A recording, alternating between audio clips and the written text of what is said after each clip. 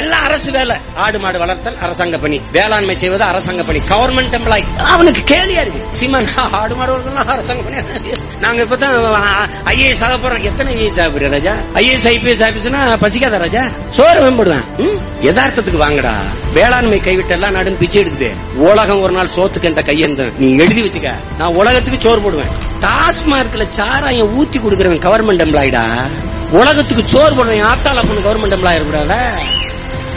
வைத்தியகரப்பையில ஒரு காலம் வருது, விவசாயிக்கு ஓய்வூதியம் கொடுக்கறோம். 60 வயசுக்கு மேல விவசாயத்தை தேசிய தொழிலாக்கி அரசு பணியா மாத்திரம்.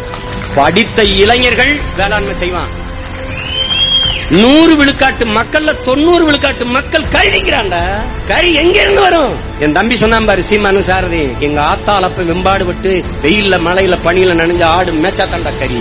மக்கனை திங்க தெரியுது. ஆடு மாடு அவ்வளவு ஆசைங்க, ஆடு மாடு. ஆனா ஞாயிற்றுக்கிழமை கறிக்கடையில போய் 1/4 கிலோவுக்கு நிக்கிறது.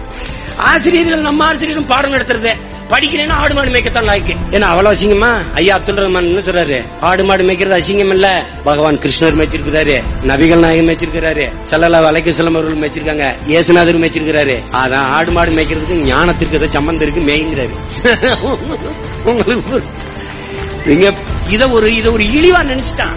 நீ என்ன துரட்டி வச்சு வச்சுட்டு காசுனாலும் கவர்மெண்ட் காசா இருக்கணும்பா, அரக்காசுனாலும் அரசாங்க வேலையா இருக்கணும்பா. நான் தாரேன்.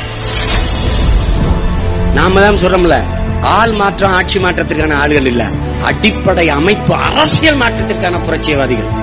நீங்க ஒரு தடவை ஒரு 5 ஆண்டு ஆட்சியை கொடுத்து பாருங்களேன், உலகத்தின் தலை சிறந்த நாடா தமிழ்நாடு வந்துடும்.